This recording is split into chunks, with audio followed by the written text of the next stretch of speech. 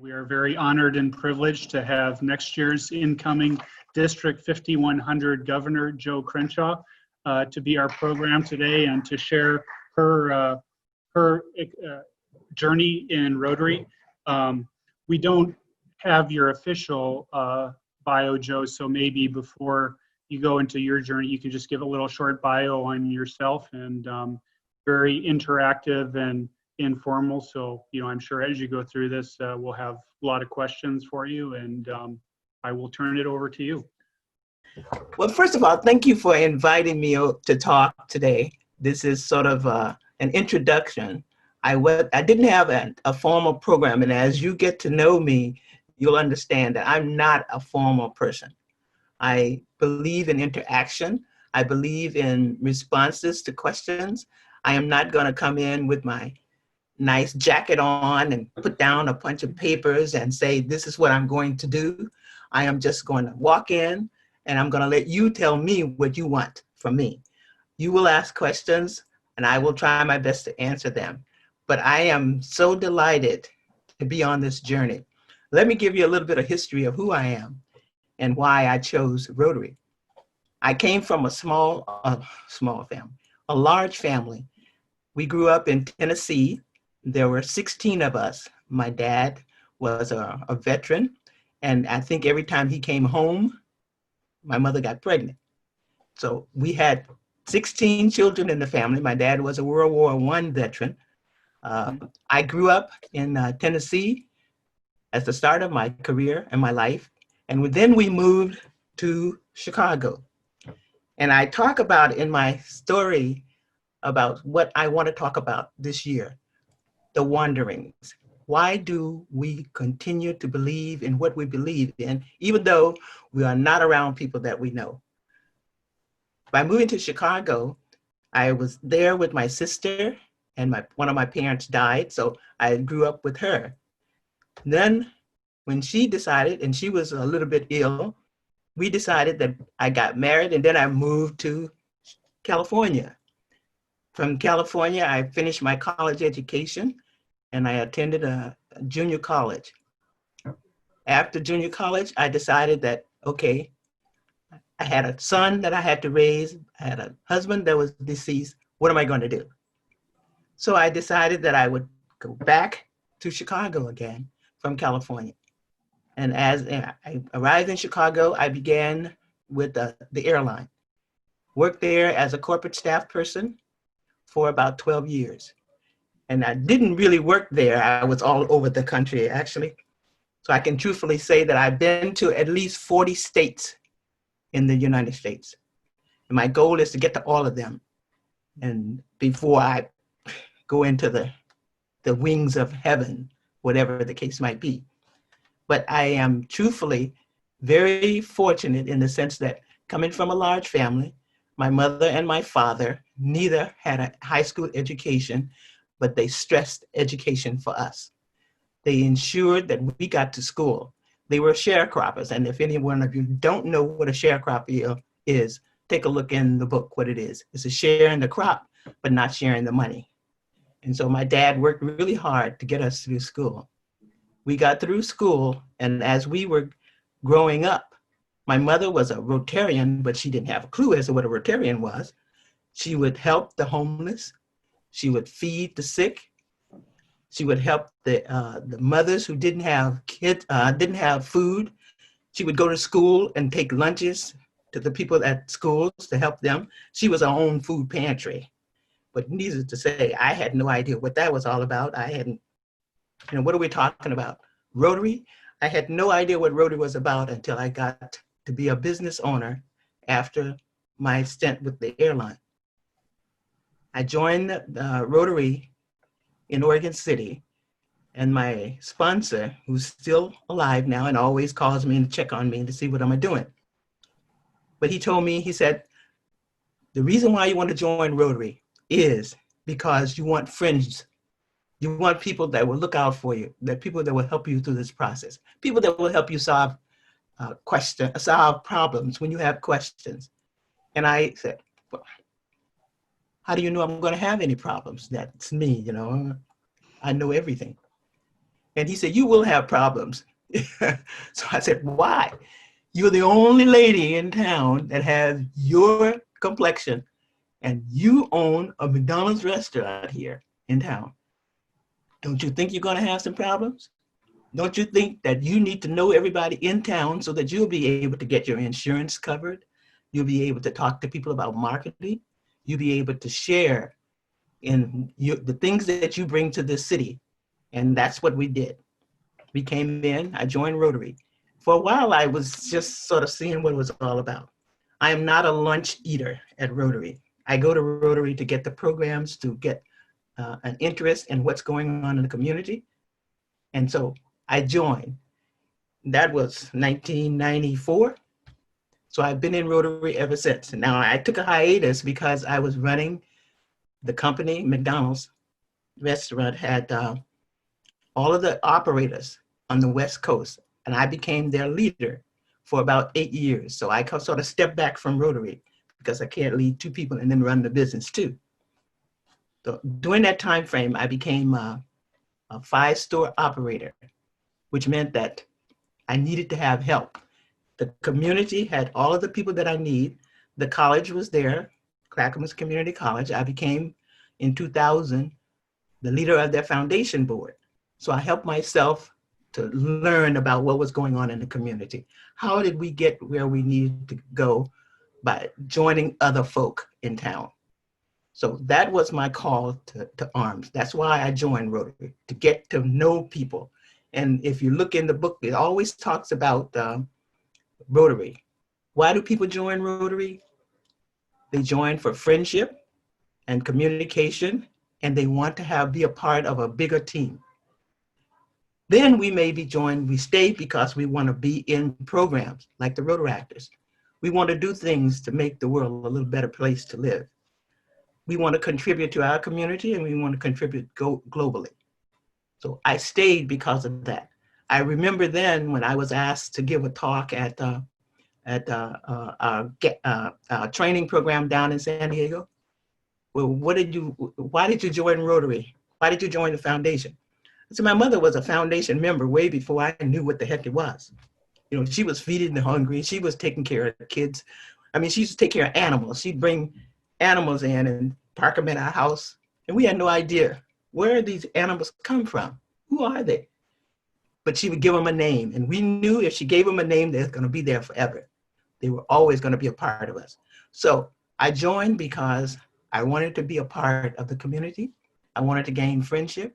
I stayed because there were programs that I got interested in. I love the international program. I love working with the young people. I love enjoying the community of Rotary. Now, I don't like to necessarily be a firebrand. I'm just a person. I'm just me.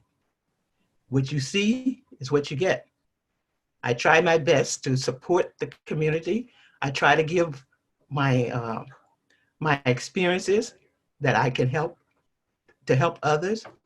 But I'm also very understanding that all of us, we're working. We don't have time to give 40 hours a week. We try to give as much time as we can. So that's why I joined, and that's why I stayed. Now, coming into the district governor's position, it has been 3 years of absolute joy. It's been 3 years of absolute, very intense training. I am working with my fellow district governor nominees and my past district governors and my district governor. And I am appointing committee leaders. I am doing all of those things that are going to make this year very rewarding for me. I'm still on the train, as I said, because it's going to happen. Let me see, we have about 30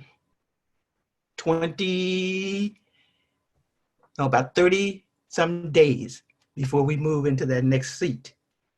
We're right now working on our focus for next year, which is going to be membership. We have to grow Rotary. If we don't, the older generation, are going to leave here. And who's going to be here to help to move the system forward. So the focus is that Rotary opens opportunity. I never would have been in this position if this was not true. Now, I didn't know it at the time, but sometimes it's really good that we don't know what we don't know. Because if I maybe had known that it was going to be as intense sometimes as it is, I maybe would have stepped back and said, the heck with it. But you go to it because you have a heart and you know what you want to do. You know the things that are going to make you successful in your life. It has to be for you. I know how to work hard because as part of my history, we all work hard. We all work hard. And I remember my mother and my dad working really hard. I know I can learn anything that's there. I might not do it the way everybody else has done it, but as long as it gets done, it will be done. I don't necessarily like things that put people in a box. I want to include everybody. And as President Holger says, we don't have an age limit on Rotarians. We don't necessarily have to say they have to get out of the train at 84, 85 years of age.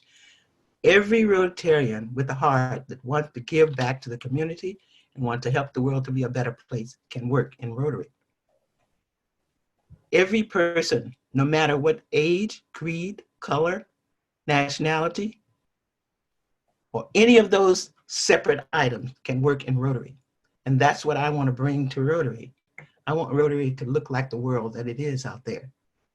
And everybody, you get off, and I went off to a friendship study exchange to South Africa for 21 days living in different folks' homes. And I tell you, there was some very expensive houses that we went to, but there was also some that were in some of the slum areas, and we stayed in their homes and ate their food and really understood what Rotary was all about. I come back here, and we have in our community a lot of the homeless. I get out sometimes and I'll go to the restaurant and bring coffee to the lady who always, she won't go to a shelter. She won't get off the track or anything, but I bring her coffee. To me, that's sharing who I am and what Rotary is about. I try my best to talk about Rotary. I try to give back as much as I can to Rotary. And that's who I am. That's where I want to go. We are talking about Rotary, our strategic plan, and that's what we're working on now, is to improve our leadership. Everybody that is a Rotarian can be a leader. Everybody can be a leader. You don't necessarily have to be there to tell people what to do, but if you come to Rotary, you come because it's a volunteer organization and you want to do Rotary. You want to be involved in it. You want to help this world to be better. We want to grow our membership, grow clubs, add additional members to clubs, Rotaract clubs. We can have satellite clubs, morning clubs, noon clubs. We can have, what do we call them? Computer clubs. We can do all of those things. We can add additional members to Rotary so that we can save ourselves. We can, I was at the International Club meeting yesterday. The Rotary Foundation does a lot of good things for us. Every member of our clubs should know what the foundation does and become a part of it. You don't have to give $100 every day, $5 and $10. A little bit, every little bit helps. And our public image. We want to enhance that. We want to grow. We want people to know who we are. And you were talking about the tent that you have. That's what we need to make sure that when Rotary gives a function, that everybody knows it's Rotary. Whenever you do something, let everybody know. And then we can get it onto our websites and advertise. You know, that's part of I went to school for marketing and business. I don't use it all the time, but subtly I know when it's being done and when it's not. So for the year, that's where I'm going. I want to improve membership. I want to get us some leaders coming back behind me, because once my turn is done, I'm going to give it to someone else. And then we want to grow the foundation because we do need the help. And that's who I am. and this is my first talk. So you can tell me what I need to do to improve, or you can tell me I'm just great. I know that. You're awesome. You're awesome. Thank you, guys. Any questions at all of me? Any comments you'd like to make of me? Joe, you mentioned international. I'm curious your experience with your international projects, and if there's anything in particular that stands out in one of your international projects that was just really inspirational to you. Well, the ones that I think Stu has been working on has been about water. You know, that's the next frontier. We don't have water, fresh water. We're not going to be able to handle anything at all. And this water, both here in the United States and the Navajo Nation right now, there's a lot of projects that we are looking at to try to help them to get more water in there. There's water in Kenya. There's water in India. So there's WASH projects that Stu has on his books I think that we should take a look at. A couple of other ones has to do with women, violence against women. And that's one of the ones, I think it's the Tiger Club, the Tiger Noon Club. Excuse me, I didn't know this was on. So I'll have to pay the foundation when I come back to Rotary Club meeting. So those are the ones that I'm really sort of interested in taking a look at. But meets once a month by way of Zoom, and Renee Campbell is our leader. She's the district leader, so you have somebody who wants to join in, and you can just come and join in and listen to what they're talking about. I think we had 38 people yesterday. I really appreciated your talk, Joe. You told me more about you that I didn't know about you. And so I appreciate that. I wanted to let you know that today I saw in a trade magazine that the state of Oregon has declared Coos County under a drought order. So water is really going to be very, very important, not just in the Southwest, but in the Pacific Northwest as well. A year ago, and correct me if I'm wrong, because I think Claudia ran this program, the Emerging Leaders, and we had it out by the airport. Are we going to do that again in your year, or did you want to address that, the Emerging Leaders Summit? Well, it's going to be a part of, I think, coming with the membership group. But that was, what's her name, from Seaside? That was Raven Brown. Raven was a part of the Emerging Leaders. What we will be doing is taking a look at those people that are looking for additional learnings in leadership and how to move ahead. I want to help grow leaders, because I think that is where we are having the issues, and sometimes we kind of recycle and recycle and recycle. But we need to have every one of the young people involved in leadership. And it's something that you learn a little bit more about what goes on, then you can put yourself out there. You say, you know, we all learn by doing and by participating. So yes, we're going to take a look at it, and I don't know where it's going to land, but that's some of the things that I'm talking with the committee leaders now to try to get them to understand where they're going. So, Okay. Ms. Jo, I have a question. Yes, ma'am. So with all of this COVID-19 and quarantine and not understanding and where and not where, but when we are going to finally be able to resume our road meetings, what can you tell us about what your first 6 months of Rotary are going to look like as a district governor? You think I know? I mean, well, I do know that we're not probably going to be going out into the territory. We're not probably going to be traveling as much as I like, because I was hoping to get all my visits into all the clubs before November. I mean, I was really going out to do it. But what we're going to try to do is do some of the things that everyone else is doing. We'll do Zoom. We'll do, maybe we'll get together and do some podcasting. Maybe we'll do some visits, groups of people. Maybe I'll have an open session where we'll have people come in to talk to us. You know, it's like my boss used to have every Monday morning, he had an open half an hour. Come in, tell me what you think. Tell me where we should be going. Tell me what's wrong. Tell me what's right. Tell me how we can get from here to there. So I want to be open to that. So we will be doing some of that, and we'll be meeting with clubs and presidents and groups during that time frame. I won't be on the road. Our president has indicated that he doesn't want us out. He really think that because the section of our population has to be safe, and so do we. So he doesn't require, he's not requiring that we visit clubs. But if some of them says, hey, yes, come. You know, we're all 21 years of age and we don't mind you coming. If you're okay and you're safe with it, then you go for it. But I'm going to be doing some more of the virtual training, the virtual conversations, all the things that we can do to keep communication, the lines of communication going. And I hope to be an open communicator. And that's one of the things that I try to do. Sometimes I don't get to it because McDonald's calls, you know, every now and then. Your comments, Josephine, or Joe, I guess it is. Yes, please don't call me Josephine. Well, it's on your name. Your name is printed as Josephine. Yeah.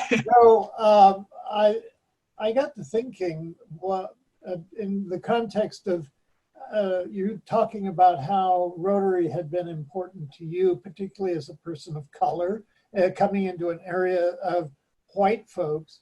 And then you're talking about being able to meet by phone and that anybody can be Rotary. And I was thinking, gee, I wonder how that might apply to homeless people. Could there be a homeless Rotary Club? Well, it's a possibility. You remember? I can see a lot of benefit for something like that. That's right. It would be a real game changer, could be, because if there's anything that the homeless population needs, it's a sense of community beyond, you know, just being in the same place at the same time to get out of the elements. Yeah, absolutely.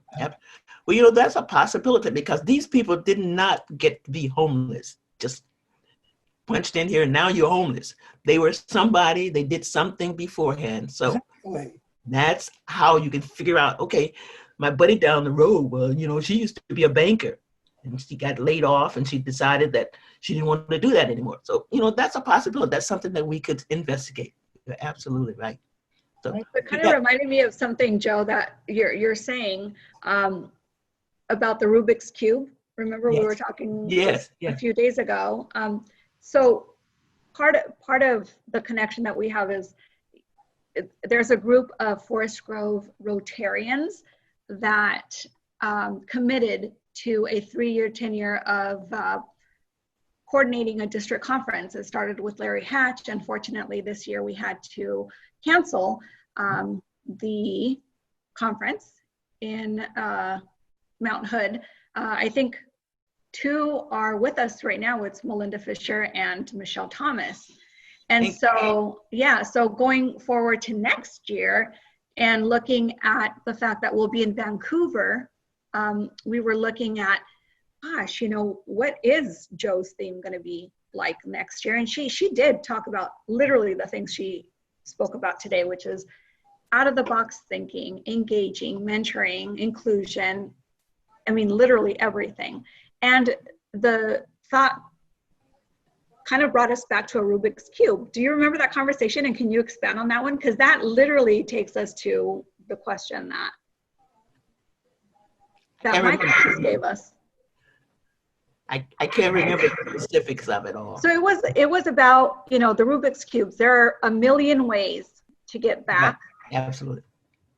Absolutely. To that perfect cube of all of the colors in formation.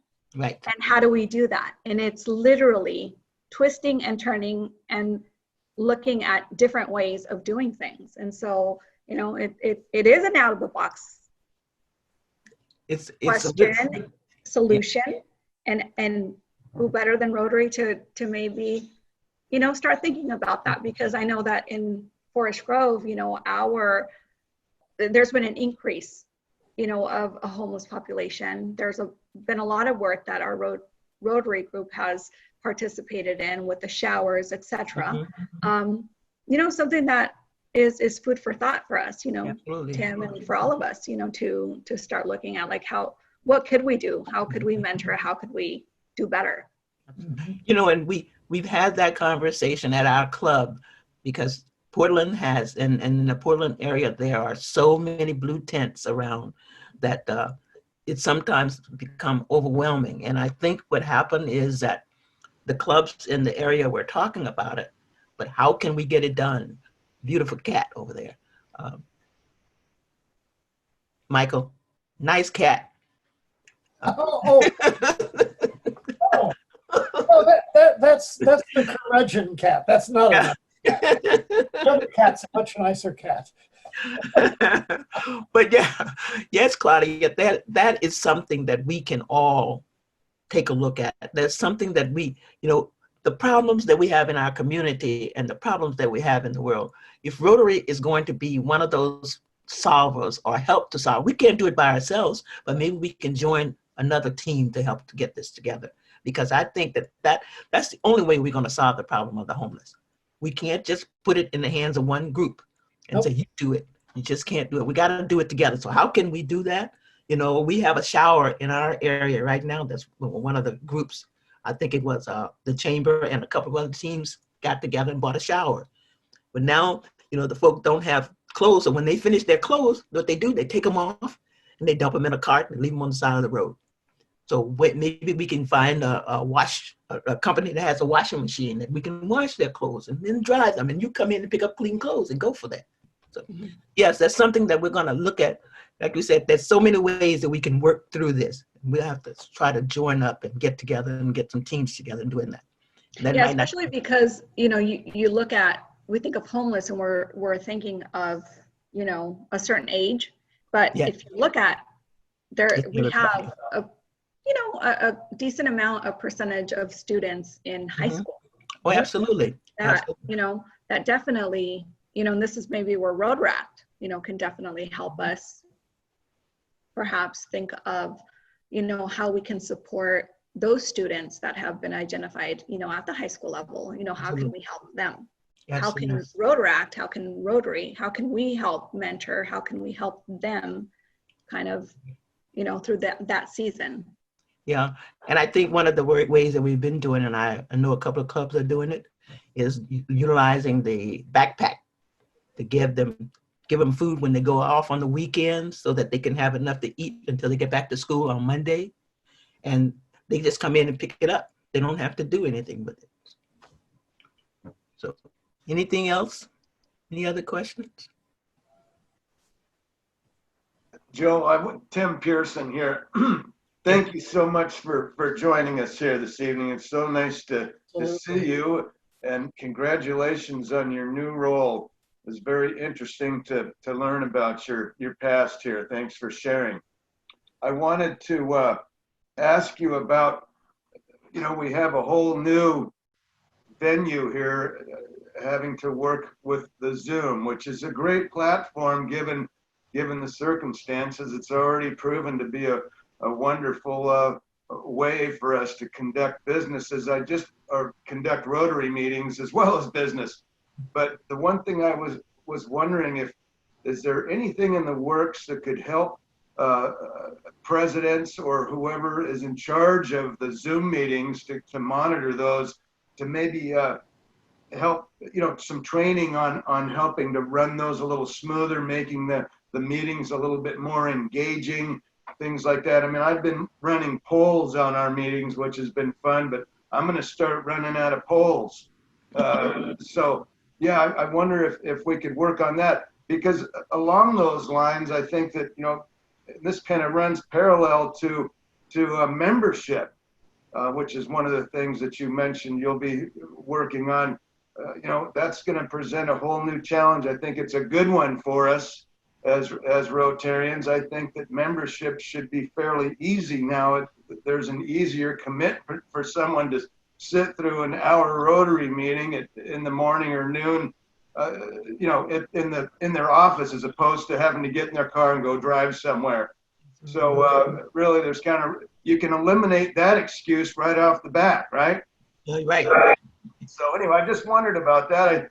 I think that we have a good thing here with Zoom, and or at least this type of platform. It'd be fun to try and add a little bit of flair to it, little to the venue that we use. Just my food for thought. One of the things I don't think we've tried yet are breakout rooms. That's a feature of Zoom, and it can be very useful for small discussions, and then you come back to the plenary session and you know, kind of report back what's been talked about. Well, you know, I don't want to give you all my tricks that I have. One of the things that we've been thinking about is coming up with a virtual advisor, sort of like what you were talking about. Is trying to. There are a lot of folk who are afraid of technology and don't know how to monitor these things. You know, I can tell the people as we get on the meeting who's been on Zoom before, who knows how to do those things. But there are a lot of folk who have no clue. And that's what we have to work on to try to get them trained. So I'm looking at that as part of the program as we go forward to try to get my committees and team members all aligned. So as I said, we got 6 weeks to get it done. So anybody want to volunteer? You mentioned membership as a key goal, obviously. Do you see District 5100 doing anything new and different this year to try to drive new members? Well, from what I understand, we're working on that as part of what we're going through right now, and we're appointing membership, what we call them, champions. So, you know, we're looking at trying to involve all the clubs. We have a group that is a new leader is out on the coast. What's his name? Skylar Yeah, no. is going to be the AD out there.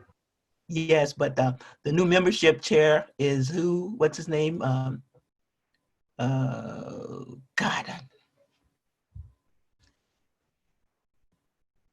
But they did get a team together, and we have about 7 or 8 folk right now working on membership. Mm-hmm. I'm trying to think. What's his name? Claudia? I don't know. No. Because I'm taking on the other role, so I'm not really sure. Okay, team, time to get to know names. Yeah, really? We'll get the names. We'll get the names. But I should have the name down by now, but you know. Is it Tom Carroll? I'm kind of thinking. No, it's he's with the Seaside Club. His name is, you know, I'll get it here in a second, because we've been working on coming up with our goals, our strategies, our planning strategy. That is bad. Like Janine, do you know what it is? Are we talking about the membership chair for the district for next year? Yes. Yeah. What's the name? See? It's in my emails, but I haven't read it. Yeah, so that is one of the things that we're going to be working on. And Tim, I think you asked me a question, and then I didn't get a chance to answer it for you. So that's what happens when you get older. You forget. Yeah, no, I understand. There's a lot of moving parts.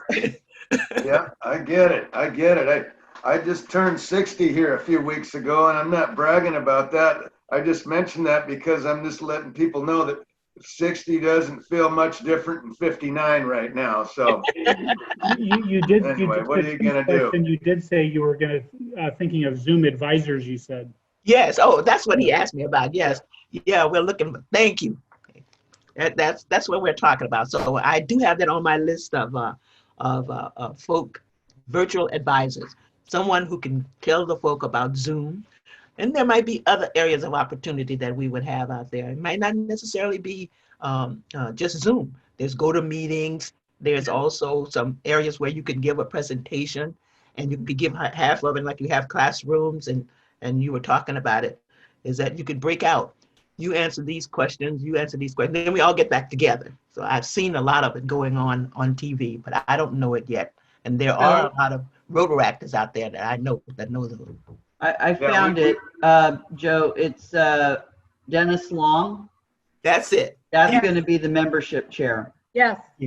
Thank you. Yes, that's it. So, but we'll have those all out hopefully by the beginning of the month, and I'll be trying to get together. This is Excellent. with all of the chair leaders and some of the past district governors. We'll be going through trying to get things squared away so that when we do start up, you know, even though we're not meeting in person, we still have to continue on. Rotary just don't want us out committing, and we might come back and say, okay, we're going to have a meeting with the president of Rotary. He's in Chicago, so he can get on Zoom and he can do 15 minutes. They'll save him $2,000 or so, you know?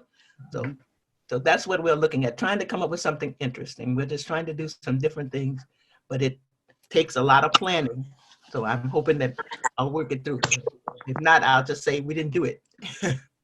So. And then the theme for next year, Joe? Our theme for next year is the wanderer, the happy wanderer. I'm wandering from one place to the other. There are places I have not been to 35 or 30. How many counties are there in Oregon? 37? Something like that. Something like that. Yeah. I think I'm going to try to get to all of the counties because some of them are not necessarily in my area, but that's what I want to do. I'm going to wander to Pendleton. I'm going to wander into Coos Bay, and we have that part of the country all the way. So the happy wanderer. And the RI theme for next year is? My RI team Or the Rotary International theme for next year? is, wait, let me get it here.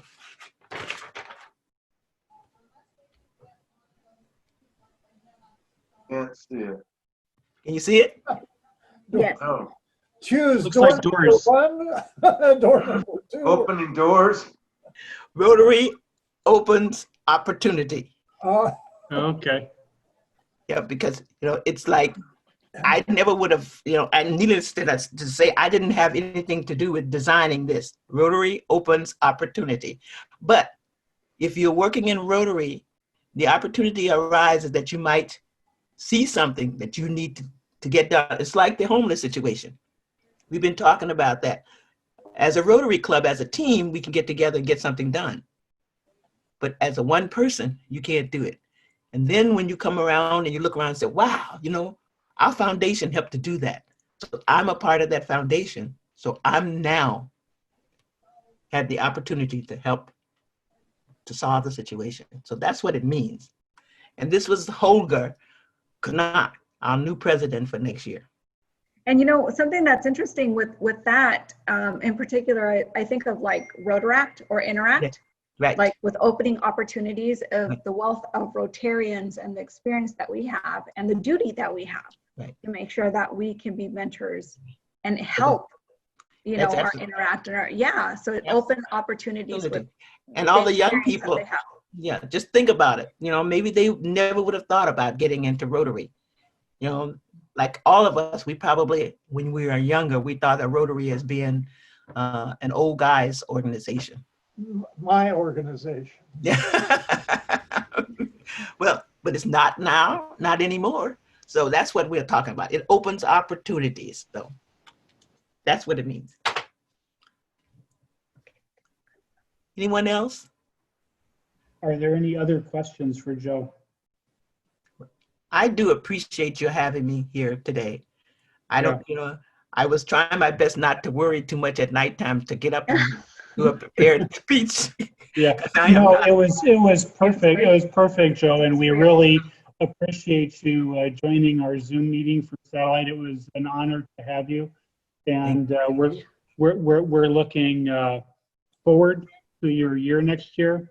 And I know I am looking forward to your conference in Vancouver. That's a great venue, and I know that'll be a fun time. Absolutely. Also that it's your first unofficial visit. And Yeah. that we got to like really get to know, I'm gonna a put side this, of you. yeah.